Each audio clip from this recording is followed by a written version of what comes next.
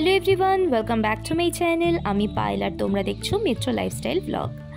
এর আগের ভিডিওটাতেই খাস কলকাতায় অবস্থিত রাম মন্দির আমি শেয়ার করেছিলাম তোমাদের সাথে, এবং কথা দিয়েছিলাম যে তার পরের ভিডিওটাতেই তোমাদের সাথে শেয়ার করব নবনির্মিত খাটু শ্যামজির মন্দির। আজকে তোমাদের সাথে খাটু শ্যামজির মন্দিরটা শেয়ার করছি। ইন্ট্রোডাকশনে কিছুটা সিমিলারিটি দেখতে পাবে, কারণ রাম মন্দির আর খাটু শ্যামজির মন্দিরটা একদমই পাশাপাশি। এখানে এন্ট্রেন্সের বাইরেই সমস্ত রকমের প্রসাদের ডালা রয়েছে, যেটা আরেকটা কথা বলে দিই, এটা লোকেশনটা হচ্ছে রাজারহাট ইকো পার্কের 4 নম্বর গেট থেকে কিছুটা দূর এগোলেই কিন্তু এই মন্দিরের অবস্থান। মন্দিরের এন্ট্রেন্স দিয়ে ঢুকলেই বিভিন্ন রকমের পৌরাণিক মূর্তি তোমাকে দৃষ্টি আকর্ষণ তো অবশ্যই করবে। তার মধ্যে সবথেকে যেটা আগে তোমার দৃষ্টি আকর্ষণ করবে সেটা হচ্ছে এই বিশাল আকার হনুমানজির মূর্তিটা। চারিদিকে অসম্ভব সুন্দর একটা স্পিরিচুয়াল কানেক্টিভিটি তুমি ফিল করবে এই মন্দিরে প্রবেশ করার সাথে সাথেই। চারিদিকটা আলোকসজ্জায় সজ্জিত, এবং রাম রাম এই কথাটা কিন্তু চারিদিকেই কিন্তু লেখা আছে, যেটা তোমরা গেলেই দেখতে পাবে। খাস কলকাতার বুকে এরকম সুন্দর একটা মন্দির সত্যি কিন্তু একটা অভাবনীয় একটা জায়গা, এবং খুব ভালো কিন্তু একটা ট্যুরিস্ট স্পট। এখানে এই জায়গাটা এমনই একটা জায়গা, তোমরা একটু দিনের বেলায় আসার চেষ্টা করো, তাহলে খুবই ভালো হবে। কাছে পিঠে যারা থাকো তারা তো সবসময় যখন ইচ্ছা আসতেই পারো, কিন্তু দূর থেকে যারা আসছো তাদেরকে আমি বলবো একটু দিনের বেলাতে এলে পরেই ভালো, কারণ এখান থেকে একটুখানি গাড়ি ঘোড়ার যাতায়াতের একটা কিছু সমস্যা আছে।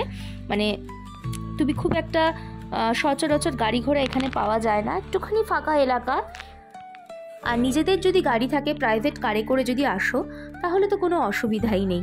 তোমরা বিকালের দিকেও এই সন্ধেবেলা আমরা যেরকম এসেছিলাম সেরকম আসতে পারো, আবার সকালবেলাতেও আসতে পারো। তবে সকালের চেয়ে বিকেলের এই মন্দির চত্বরের ভেতরের পরিবেশটা কিন্তু একদম বদলে যায়। আগের দিনে তো রাম মন্দিরটা তোমাদের সাথে শেয়ার করেইছি, আর আজকে শেয়ার করব খাটু শ্যামজির মন্দির। চারিদিকটা দেখো কি সুন্দর, একদম হোয়াইট মার্বেল পাথরের এবং প্রচণ্ড সুন্দর খোদাই কার্য, কারুকার্য করা, চারিদিকটাতে খোদাই করা, আর একদম পুরো সাদা, পুরো শুভ্র একদম মন্দিরটা। এই হচ্ছে বাইরের মন্দিরের যে পরিবেশটা সেটা। এবার আমরা প্রবেশ করছি মন্দিরের ভেতরে। এখন এই খাটু শ্যামজির আরতি হবে, তাই এখানে পর্দা টানা হলো, তাকে শৃঙ্গার করে তারপরে তার আরতি শুরু হবে, সন্ধ্যা আরতি। আর ওপরে এত সুন্দর কারুকার্য করা এবং বিভিন্ন রকমের পৌরাণিক সমস্ত কাহিনী কিন্তু এই কারুকার্যের মাধ্যমে কিন্তু ফুটিয়ে তোলা হয়েছে। এবার এখানে আরতি শুরু হবে। আগে রাম মন্দিরের আরতি হয়ে যাওয়ার পর কিন্তু এই খাটু শ্যামজির মন্দিরের আরতি শুরু হয়।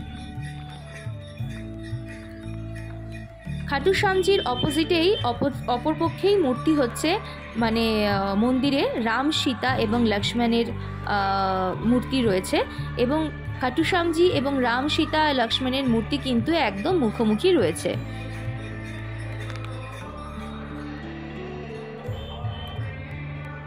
চারিদিকে শ্রীরামের বাণী বা ধ্বনি লেখা রয়েছে।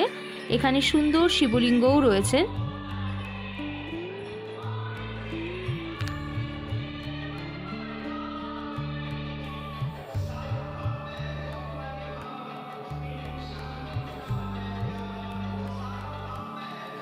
মন্দিরের ঠিক পেছন দিকটাতে এরকম একটা জায়গা দেখতে পেলাম, যেখানে প্রত্যেকে নিজের মনোবাঞ্ছা পূরণের জন্য, মনস্কামনার জন্য নারকোল এবং সাদা দড়ি এবং ওই চেলি দিয়ে বেঁধে রেখে গেছে। সুন্দর এখানে আরতির গান চলছে, হনুমান চালিসা চলছে, আর খুব সুন্দর একটা জায়গা। নিচে একদম সুন্দর কার্পেট বেছানো, ওপরে একদম সুন্দর সমস্ত ঝাড়বাতি জ্বলছে, এবং খুবই ভালো একটা পরিবেশ। তোমরা দেখলেই নিশ্চয়ই বুঝতে পারছো।